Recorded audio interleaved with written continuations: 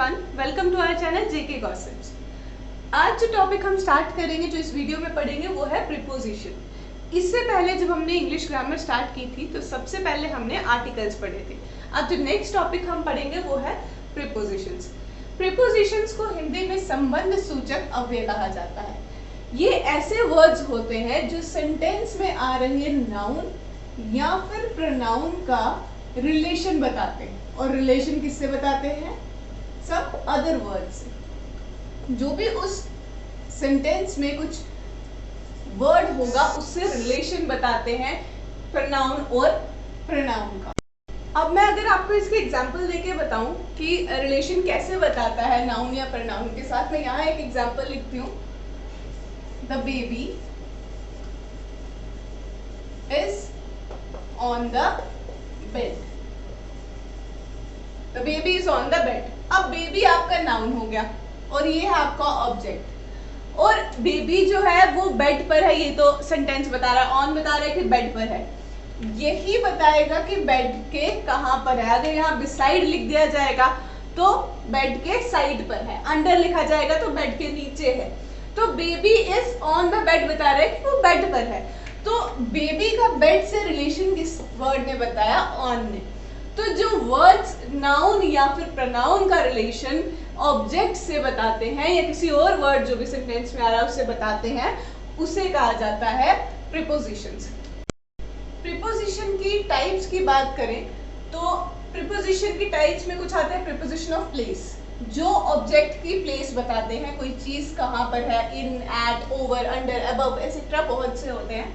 Time की बात करें तो बताते हैं कि कोई चीज कब होगी, इन, एट, विद इन, ड्यूरिंग, ये सब। मोशन बताते हैं कोई चीज कैसे हो रही है, कोई भी चीज जो मोशन में है, रेस्ट में नहीं है, उससे रिलेटेड ये प्रीपोजिशंस होती है, जैसे अक्रॉस, टुवर्ड्स, डाउन और इनटू। और कुछ अदर होते हैं जैसे by, with, in, spite of, because of, ये सारे प्रीपोजिशंस होते हैं। इसके अलावा भी कई प्रीपोजिशंस होते हैं, वो सब आज की वीडियो में हम कवर करेंगे। ये सब प्रीपोजिशंस होते हैं जो हम आज की वीडियो में सारे के सारे कवर करेंगे। सिर्फ यही नहीं जो इधर लिखे हैं, सिर्फ यही नहीं, और भी जो भी प्रीपोजिशंस हैं वो हम आज की वीडियो में कवर करेंगे। और अब अगर मैं प्रीपोजिशन की एक और टाइप बताऊं तो दो तरह के प्रीपोजिशंस और होते हैं, जैसे simple preposition and compound preposition. Simple and compound preposition. Simple preposition वो होते हैं जो एक ही वर्ड के होते हैं, जैसे अभी हमने लिखा था इन, एट, बिफोर, कुछ भी इस तरह के, ऑन। एक एक वर्ड के जो प्रीपोजिशंस होते हैं उन्हें सिंपल प्रीपोजिशन कहा जाता है। कंपाउंड प्रीपोजिशंस वो वर्ड हैं जो एक से ज्यादा वर्ड्स के बने होते हैं, जैसे in front of, because of. इस तरह के जो एक से ज्यादा वर्ड्स के बने होते हैं उन्हें कंपाउंड प्रीपोजिशन कहा जाता है। सिंपल प्रीपोजिशन सिर्फ एक ही वर्ड का होता है, जैसे in, at, before, on, with, by, और भी काफी सारे हैं। तो इन्हें सिंपल प्रीपोजिशन कहा जाता है, और जो एक से ज्यादा वर्ड्स के बने होते हैं उन्हें कंपाउंड प्रीपोजिशन कहा जाता है। अब हम सबसे पहले प्रीपोजिशन ऑफ टाइम पढ़ेंगे और उसमें सबसे पहले इन, एट और ऑन का यूज पढ़ेंगे। इन, एट का यूज होता है जहां पे एग्जैक्ट प्रिसाइज टाइम बताया हो, जैसे मैं बोलूं एट 4:30 AM, एग्जैक्ट टाइम बता रही हूँ, या फिर एट नून। तो जहां पे भी प्रिसाइज टाइम बताया होगा, एग्जैक्ट टाइम बताया होगा, वहां पे आ जाता है आपका एट। अब अगर मैं इन की बात करूं, जहां पे मंथ्स के नाम होंगे, सेंचुरीज होंगी या लंबे पीरियड्स के नाम होंगे, वहां पे इन का इस्तेमाल होता है, जैसे इन मार्च, इन अगस्त, या फिर बोलूं इन द समर,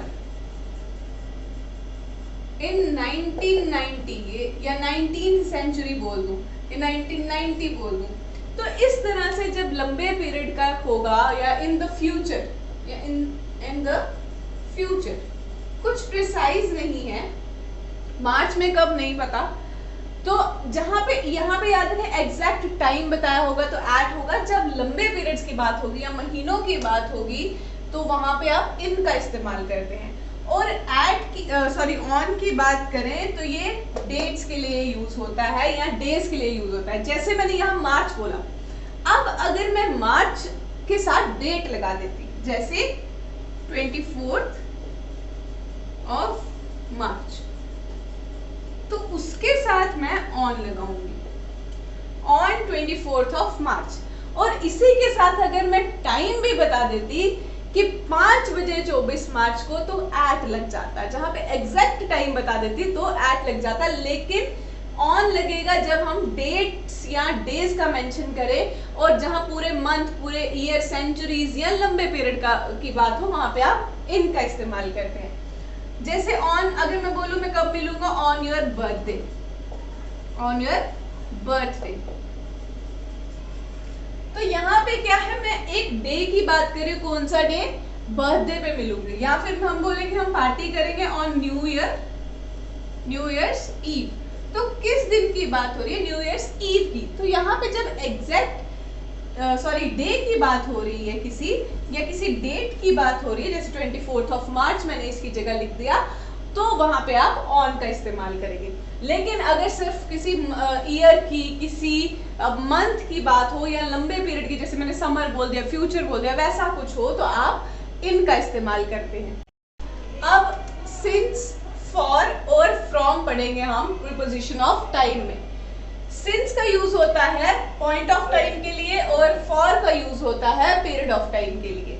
अब ये पॉइंट ऑफ टाइम और पीरियड ऑफ टाइम क्या है, सिंस और फॉर का यूज मैंने आपको टेंसेस में भी क्लियर करवाया था, क्योंकि परफेक्ट कॉन्टिन्यूअस टेंस में सिंस और फॉर का यूज होता ही है। तो वहां पे भी मैंने पॉइंट ऑफ टाइम और पीरियड ऑफ टाइम का कंसेप्ट क्लियर करवाया था, और सिंस और फॉर का यूज आपको समझाया था।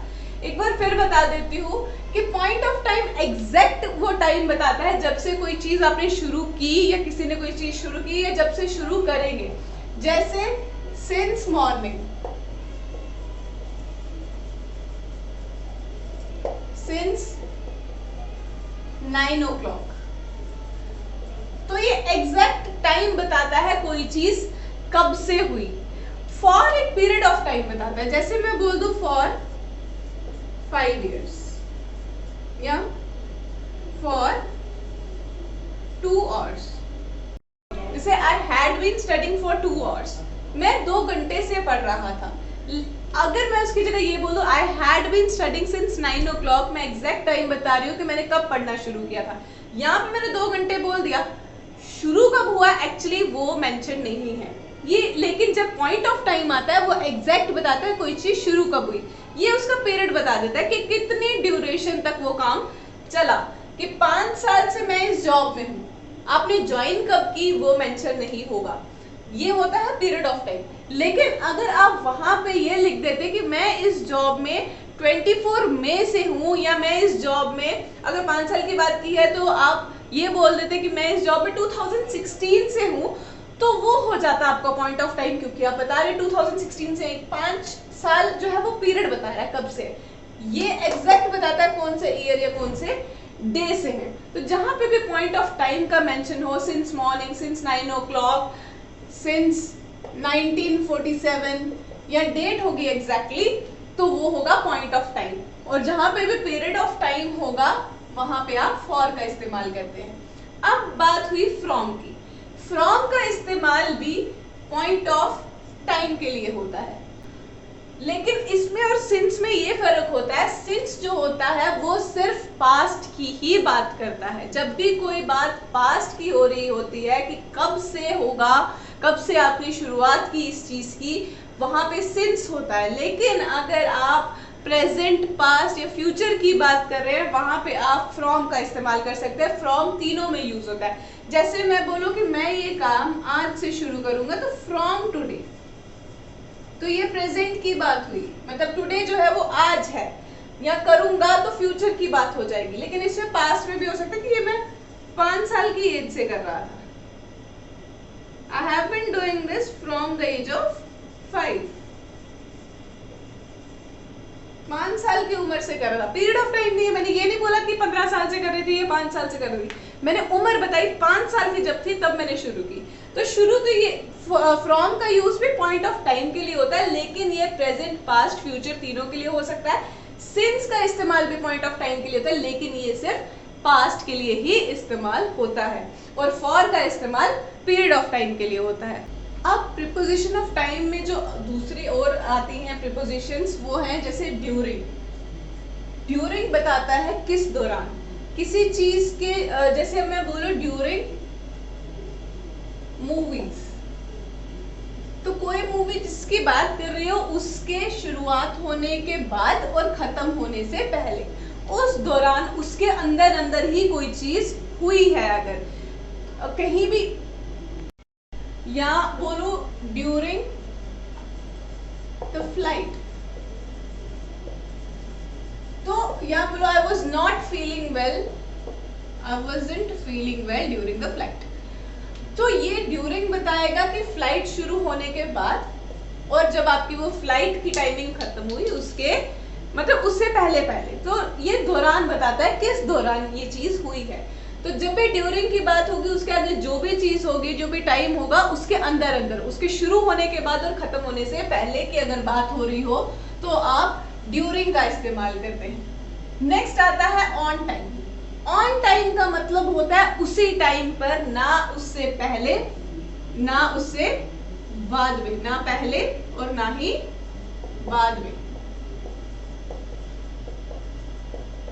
मतलब एग्जैक्ट उसी टाइम पर।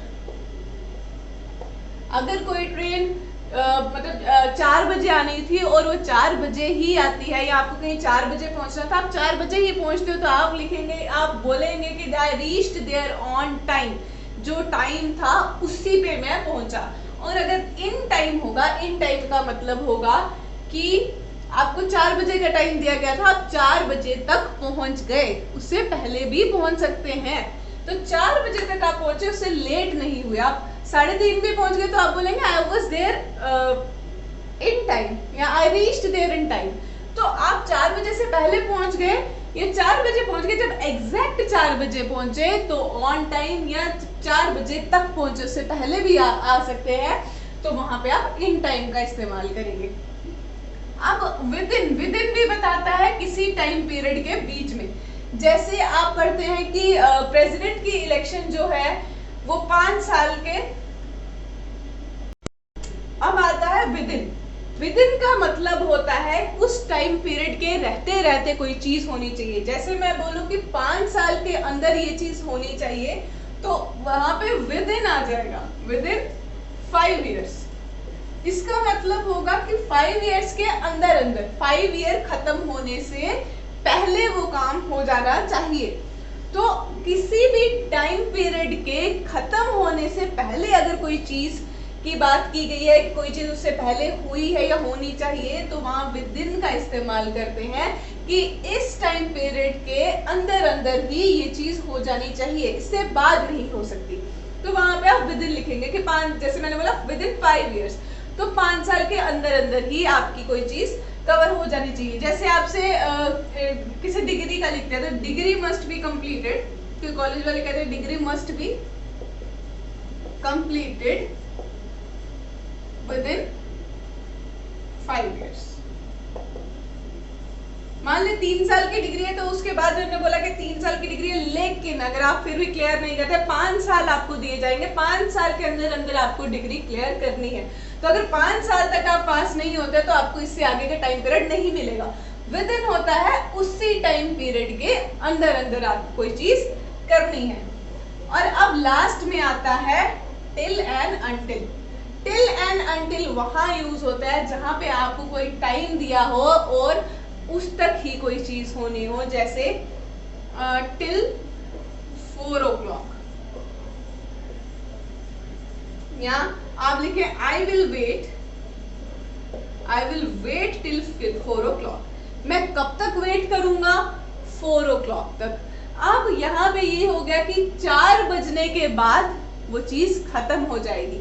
तो जो भी आपको टाइम बताया है उससे पहले अगर कोई चीज होती है तो वो वहां पे आप टिल का इस्तेमाल करेंगे या फिर अनटिल का इस्तेमाल करेंगे। जैसे मैं लिखूं I won't leave until you arrive, until you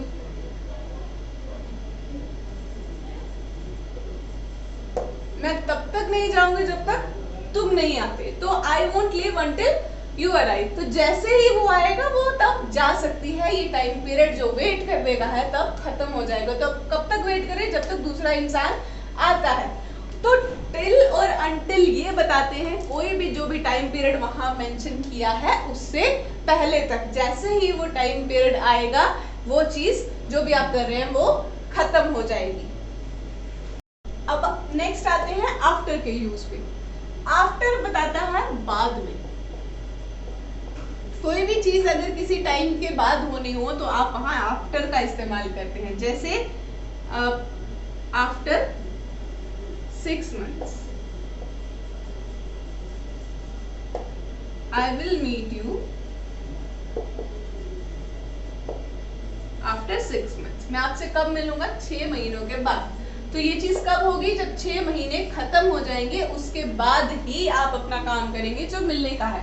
जब भी टाइम की बात हो, जो किसी मतलब जब भी बात हो कि इस टाइम के बाद कुछ होना है, तो वहां पे आप आफ्टर का इस्तेमाल करते हैं। जैसे आप लिखेंगे कि after 5 years, after 10 o'clock, I will study after 10 o'clock। तो कब पढ़ेंगे, 10 बजने के बाद, उससे पहले नहीं। तो कोई भी चीज जो बताए टाइम, इस टाइम पीरियड के बाद कुछ होना है, वहां पे आप आफ्टर का इस्तेमाल करते हैं। अब हम पढ़ेंगे प्रीपोजिशन ऑफ प्लेस। उसमें सबसे पहले हम पढ़ेंगे इन एंड एट के यूज को।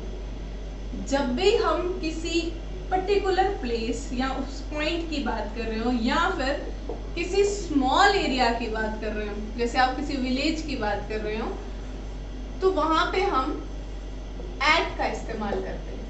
फॉर एग्जाम्पल अगर मैं किसी विलेज की बात करूं, एट बावे, तो वहां पे आप एट का इस्तेमाल करते हैं। इसी के कंपैरिजन में अगर आप किसी बड़ी जगह की बात कर रहे हैं, जैसे स्टेट की बात कर रहे हैं, सिटी की बात कर रहे हैं या कंट्री की बात कर रहे हैं, तो वहां पे आप इन का इस्तेमाल करते हैं। जैसे इन इंडिया। अब मैं आपको इसके एग्जांपल लेके बताऊं। जैसे मैं बोलूं she lives at जगती in जम्मू। वो कहाँ रहती है, एट जगती इन जम्मू। तो यहाँ पे क्या हो जाएगा, ये इसके कंपैरिजन में स्मॉलर प्लेस है, उसके साथ आप एट लगाएंगे और एक बड़ी प्लेस के साथ आप इन लगाएंगे। इसमें एक और चीज होती है, जैसे एक मैं आपको एग्जाम्पल दूं, Ram lives dash Haryana dash India, और दूसरे ब्लैंक में सिर्फ आपको ये हो राम लिव्स डैश हरियाणा। अब देखिए हम क्या करेंगे, जब भी दो प्लेसेस के नाम है और एक इसके कंपैरिजन में छोटी है, एक प्लेस जो है दूसरे के कंपैरिजन में छोटी है, तो जो बड़ी प्लेस होगी उसके साथ आप इन लगाएंगे और जो छोटी प्लेस होगी उसके साथ आप एट लगाएंगे। राम जो है, Ram lives at Haryana in India. Haryana India के कंपैरिजन में छोटी प्लेस थी, लेकिन अगर यहाँ इंडिया नहीं होता, सिर्फ हरियाणा होता, तो आप वहाँ इन लगाएंगे, क्योंकि मैंने आपको पहले भी बताया जब भी कोई बड़ी जगह होती है, सिटी स्टेट या कंट्री होती है, उसके साथ आप इन लगाते हैं। लेकिन अगर दो चीजें दे दी आप, जैसे मैं इंडिया का भी बोलूं, he lives dash India dash Asia. अब इंडिया जो है एशिया के कंपैरेटिवली छोटा हो गया, तो इन एशिया एट इंडिया। जब भी दो प्लेसेस दी हो और एक दूसरे के कंपैरेटिवली छोटी हो, जो उसके अंदर ही आती है, इंडिया जो है वो एशिया में ही आता है, तो इन एशिया एट इंडिया। अब इनके यूज की बात करूं तो किसी भी स्ट्रीट के नाम के साथ इन आता है, इन XYZ स्ट्रीट, यहाँ पे इन आता है। या फिर मैं किसी हाउस या रेजिडेंस का बात करूं तो उसके साथ भी इन आता है, जैसे इन फ्लैट। इन अ होटल, या फिर इन अ बंगलो। तो इन सब के साथ भी जहाँ पे हाउस या रेजिडेंस की बात हो वहां पे इन आता है। साथ ही साथ इन बताता है kind of place, kind of place, kind of place. जैसे मैं बोलूं इन ऑफिस, इन बैंक, किस तरह की जगह में है आप, वो भी उसके साथ भी इन का इस्तेमाल होता है। अब इन, एट और ऑन में अगर मैं आपको बात करूं, डिफरेंस बताऊं, सबसे पहले इन और ऑन की बात करते हैं। अगर कोई भी चीज किसी चीज के अंदर है, किसी एनक्लोज्ड बंद चीज के अंदर है या किसी चीज के अंदर है, तो उसके साथ हम इन का इस्तेमाल करते हैं। जैसे कोई चीज आपने किसी अलमीरा में रख दी तो आप लिखेंगे इन अलमीरा। ऑन का इस्तेमाल होता है अगर वो उसके सरफेस पे, जैसे आपने कोई बुक रख दी टेबल पे तो ऑन द टेबल, जो उसके ऊपर है, ये बताएगा कि चीज उसके अंदर है, ये बताएगा चीज उसके ऊपर। अगर मैं इधर ऑन द अलमीरा ही लिख देती तो अलमीरा के ऊपर होनी थी, ये बताता है कि वो अलमीरा के अंदर है। तो ये है इन दोनों के डिफरेंस। और ये एग्जैक्ट पॉइंट ऑफ प्लेस बताता है, जैसे at my house, I am at my house, तो वहां पे आ जाता है एट। या बोलूं एट द एंट्रेंस, तो एग्जैक्ट बता रहा है कहां पे, एंट्रेंस पे। और यहां पे लिख दो जैसे इन लंदन, मैं लंदन में हूं।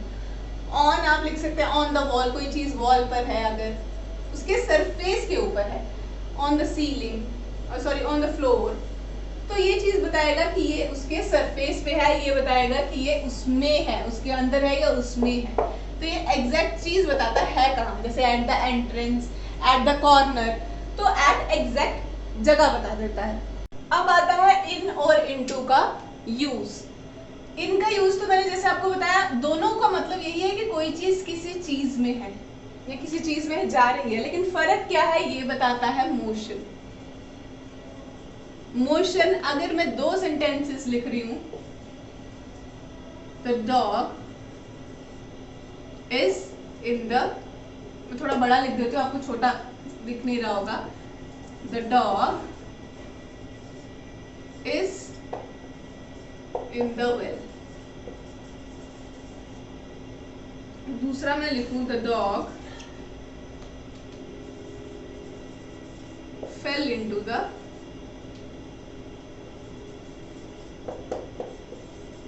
वेल। अब क्या है, ये इंडिकेट करता है कि वो उसके अंदर है, बट जहां पे इनटू आ जाता है वो मोशन बताता है कि वो गिर रहा है। ये बताता है चीज जो है वो रेस्ट पे है, एक्शन नहीं हो रहा है। इनटू हमेशा वहां आएगा जहां पे एक्शन होगा। मैं आपको एक और एग्जांपल बताती हूँ कि अगर कोई बुक है जो आपने किसी मान लें किसी अलमीरा में ही रख दी है, तो वो अगर अलमीरा के अंदर है, वो रेस्ट पे है, तो आप बोल देंगे बुक इज इन द अलमीरा।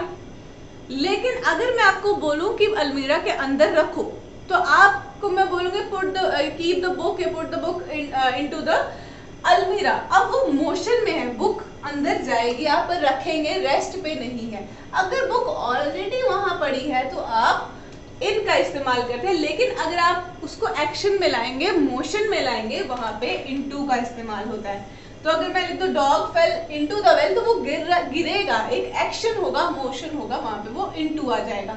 इन का मतलब होता है रेस्ट में कि वो अंदर ही है। तो ये इन दोनों का डिफरेंस होता है। वैसा ही यूज होता है ऑन और अपॉन का। ऑन इंडिकेट करता है रेस्ट और अपॉन इंडिकेट करता है मोशन। इन दोनों का मतलब है ऊपर होना, सरफेस पे होना। तो अगर मैं बोल दूं the cat is on the table, तो वो टेबल पर है। The book is on the table, the cat is on the table, वो टेबल पर है। ये रेस्ट इंडिकेट करता है कि उस पर है। लेकिन अगर मोशन हुआ, कैट ने जंप किया और जंप करके उस पे गई, the cat jump upon the table. जब भी कोई एक्शन हो रहा होता है, जब भी कोई मोशन हो रहा होता है, वहां पे आप ऑन नहीं लिख सकते। The cat jumped on the table, wrong होगा, the cat jumped upon the table. जब भी रेस्ट होती है तब ऑन का इस्तेमाल होता है, लेकिन अगर कोई चीज मोशन में है, अब जंप करेगी तो वो मोशन में आएगी, कोई एक्शन होगा। जब भी कोई काम हो रहा है, कोई एक्शन हो रहा है, आप अपॉन का इस्तेमाल करते हैं। वैसे ही इन और इनटू का यूज होता है। अब आता है बिसाइड और बिसाइड्स। इसमें से beside he preposition of place है। इसका मतलब होता है बाय द साइड ऑफ। जैसे मैं आपसे कहूं the cat is beside the tree, beside, beside the tree. इसका मैं ट्री बना के भी बता देती हूँ कि अगर ये ट्री है तो कैट इधर इधर कहीं पे होगी, इसके साइड पे होगी। बिसाइड बताता है कि उसके साइड पे है। लेकिन अगर बिसाइड्स की बात होती है, बाय द साइड ऑफ था बिसाइड, बिसाइड्स की बात होती है तो इसका मतलब होता है इन एडिशन टू। जैसे हम बोलते हैं इसके अलावा। जैसे मैं बोलूं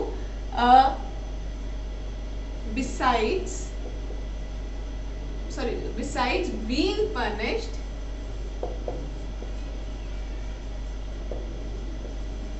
he was expelled। मतलब कि उसको पनिशमेंट भी मिली, उसके साथ साथ उसके अलावा उसे निकाल भी दिया गया। तो इसका मतलब होता है इन एडिशन टू, इसके अलावा। जैसे आप बोलते हैं कि मेरा तुम्हारे बिना कोई नहीं है हेल्प करने वाला, तो आप लिख सकते हैं there is no one to help me besides you, कि तुम्हारे अलावा कोई नहीं। ये बताता है इन एडिशन टू। और इसमें से डिसाइड ही है जो प्रीपोजिशन ऑफ प्लेस है। ये भी प्रीपोजिशन है लेकिन ये प्रीपोजिशन ऑफ प्लेस नहीं है। इसके बाद एक बिहाइंड भी आता है। बिहाइंड का मतलब होता है पीछे। अगर बिहाइंड द ट्री बोलते हैं तो पेड़ के पीछे, बिहाइंड का मतलब होता है पीछे। आते हैं ओवर एंड अबव पे। ओवर उस चीज के लिए बात करता है, कोई पॉइंट जो जनरली है ही higher, point that is generally higher. जैसे स्काई, स्काई की बात करें, the sky is over my head.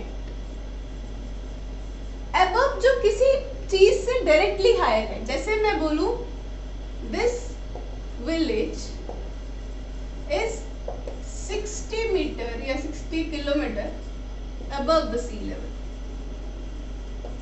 C level से कितना हायर है, ये डायरेक्टली उससे कितना हायर है बता रहा है। पर ओवर ऐसी चीज की बात करेगा जो जनरली है ही हायर है। और वैसे ही आ जाता है अंडर एंड बिलो। अंडर, जैसे मैं बोलूं the cat is under the table.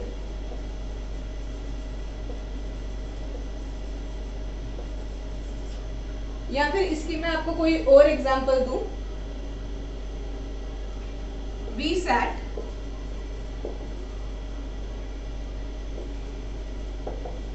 Under a tree. Generally आप जो है ये इससे नीचे ही बैठे हैं। आप जिस पॉइंट पे बैठे हैं वो इससे नीचे ही है। ये कैट जिस पॉइंट पे बैठी है वो इससे नीचे ही है। अंडर जो है वो ओवर का ऑपोजिट हो जाता है।